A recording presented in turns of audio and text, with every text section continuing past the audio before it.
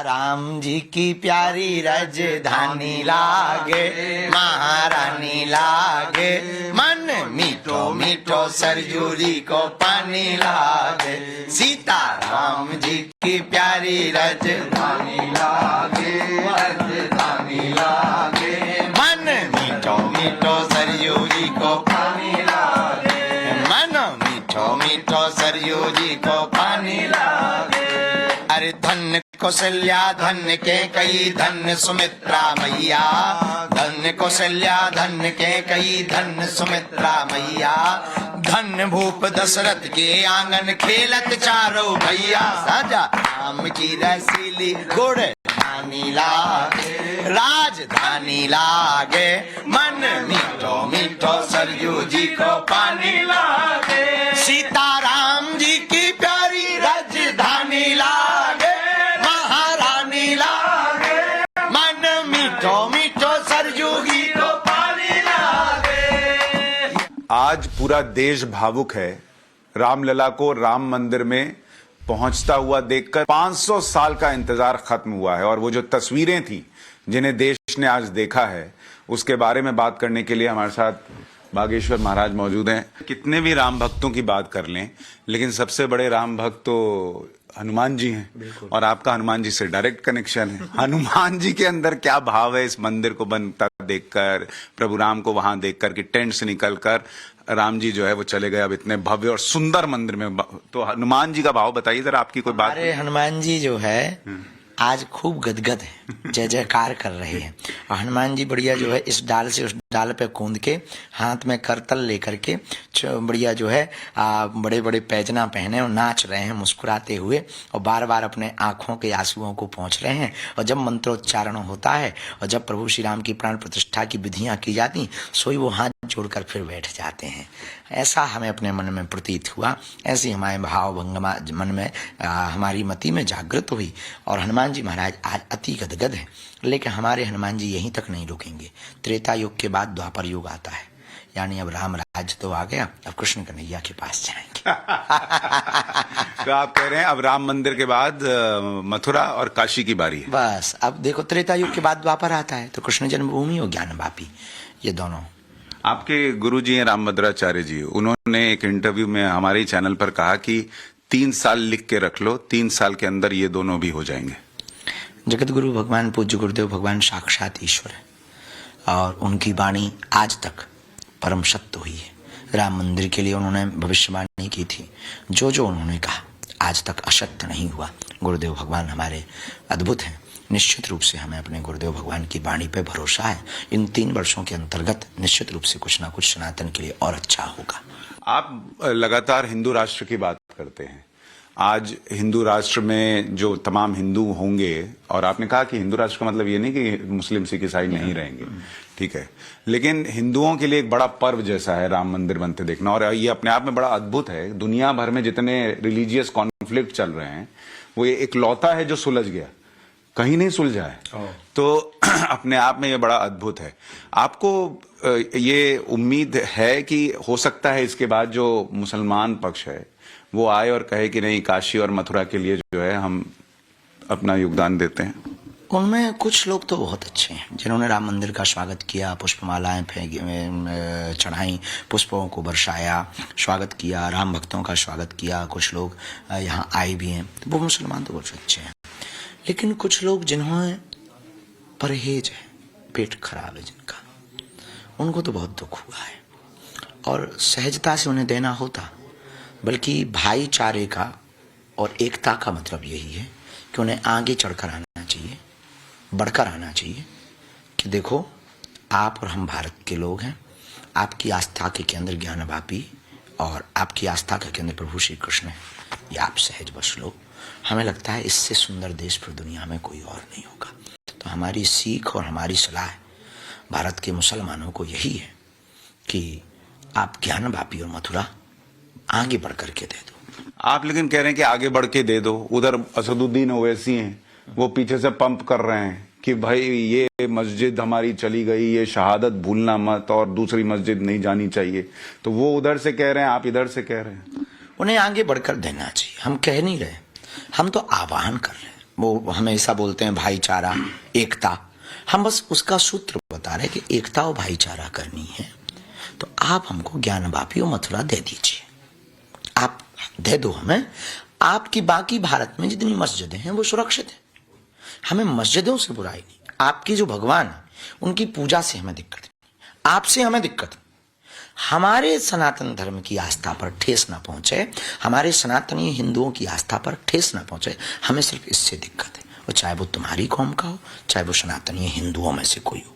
काशी मथुरा अगर वो दे देते हैं तो फिर और दूसरे मंदिरों के लिए क्लेम नहीं होगा? काशी मथुरा दे देते हैं, फिर कोई बुराई नहीं, कोई बुराई नहीं, फिर कोई बुराई नहीं। फिर किसी जो भी और दूसरी मस्जिदें हैं जो कहा जाता है कि हिंदू मंदिर तोड़ के बनी, उसके फिर आप हिंदू पक्ष बुला देगा? अगर वो हिंदू पक्ष उदारवादी होंगे वो लोग बुला देंगे, पर ये दो इतनी उदारता पहले ये तो दिखा दें, ज्ञानवापी मथुरा ये तो दे दें, बाकी उदारता का विचार किया जाएगा। पहले जो उनकी उदारता दिखनी चाहिए वो उदारता दिखे। अब इसी उदारता में, राम मंदिर की उदारता में तो कितनी उनकी जली है वो तो सबने देखी है। तो अब देखते हैं अगर ऐसा कोई पहल उस तरफ से करता है तो हम उनका स्वागत करेंगे कि हमको मथुरा और काशी दो। आप कभी असदुद्दीन ओवैसी की पर्ची क्यों नहीं निकालते हैं? भैया क्या बताएं, जो है हम पात्र की अर्जी लगाते हैं, सुपात्र की। वो सुपात्र नहीं आएंगे दरबार में, सुपात्र है, हमें उनसे कोई बुराई नहीं, हम मानवतावादी हैं, हमारा सबसे हित है, उन्हें आना चाहिए, हम अर्जी लगाएंगे, पर्ची निकालेंगे, जो जो उनके कांड होंगे हम बताने को तैयार हैं। लेकिन वो ओवैसी आएंगे तो आप उनसे भी जय श्री राम बुलवाएंगे बेझिझक? जरूरी नहीं कि आप बोलो, हम धर्म परिवर्तन नहीं कराते, लेकिन हम जो बताएंगे वो सुनना पड़ेगा।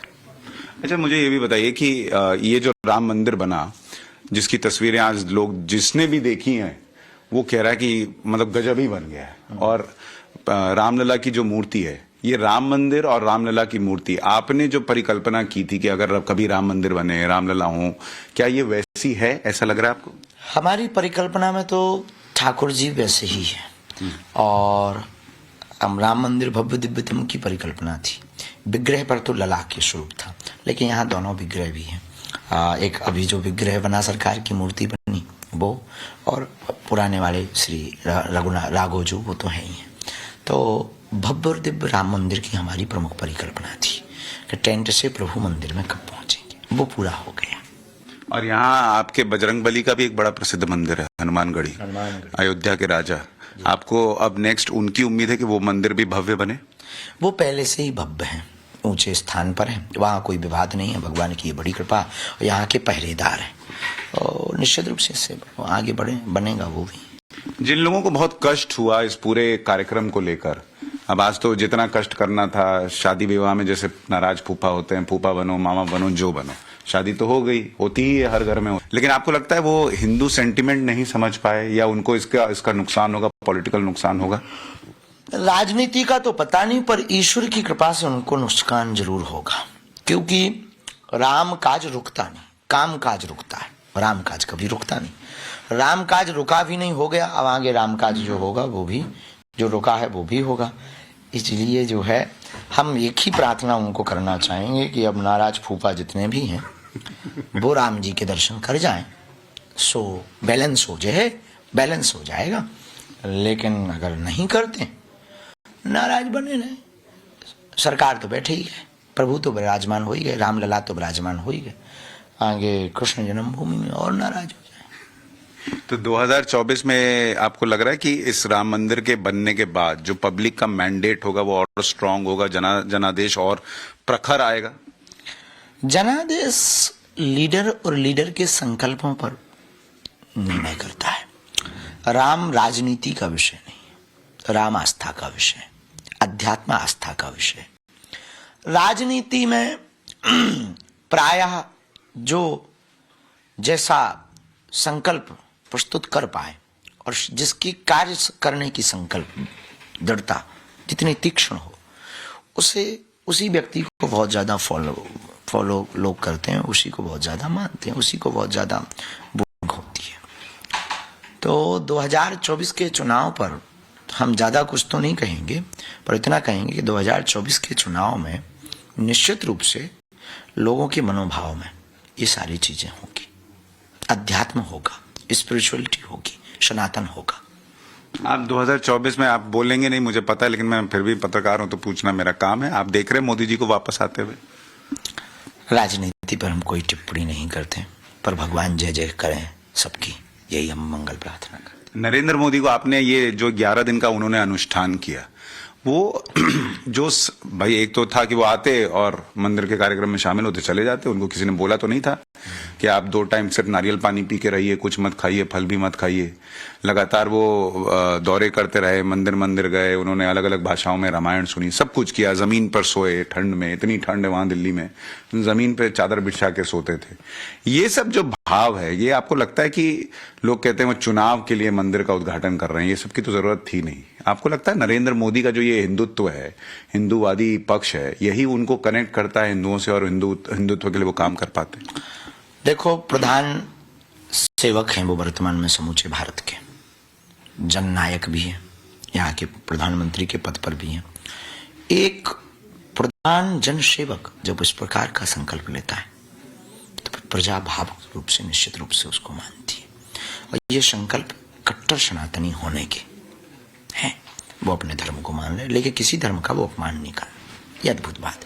वो अपने सनातनी परंपरा को कि प्रत्येक वैदिक अनुष्ठान के पूर्व में शुद्धि होनी चाहिए, विचार शुद्धि, तन शुद्धि, मन शुद्धि, और वो तीनों पे कार्य कर रहे हैं। तो हम तो नहीं मानेंगे कि ये प्रोपोगंडा है। प्रोपोगंडा वो कहलाता है कि आए मंदिर में किया और चल दिए, आरती की, फोटो खिंच गए, अपन ने देखो भाई राम जी का काम, ये प्रोपोगंडा है। लेकिन वास्तविक कोई नियम विधि से चल रहा, वास्तविक कोई पद्धति का अनुसरण कर रहा, तो निश्चित रूप से वह अध्यात्म को भी समझता, कर्मकांड को भी समझते, वेदोक्त पद्धति को भी समझते हैं, और वह भगवान की भावना को भी समझते हैं। भक्त की भावना क्या होनी चाहिए भगवान के प्रति। तो निश्चित रूप से ये माननीय प्रधानमंत्री जी का सराहनीय कदम है, और हमने उनको अनुष्ठान की पूर्ति के लिए साधुवाद भी कहा, धन्यवाद भी कहा कि हमारी तरफ से साधुवाद, और भगवान करे कि आपका अनुष्ठान निर्विघ्न संपन्न हो। यहां से आपको लगता है राम राज्य की बात होने लगी? अब लोग जो है ना, पहले इसमें बहुत सारे विघ्न हुए कि फलाना आदमी नहीं आ रहे हैं, मंदिर जो है वो 3 किलोमीटर दूर बन रहा है बाबरी मस्जिद से, फिर ये कहा गया कि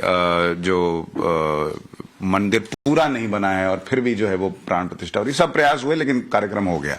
लेकिन आपको लगता है कि अब इसके बाद एक प्रश्न उठेगा कि कहीं भी कोई घटना हो जाए, महंगाई बढ़ जाए, फलाना हो जाए, ढिमकाना हो जाए, तो लोग कहेंगे अरे तुम्हारा राम मंदिर बन गया, राम राज्य तो नहीं आया।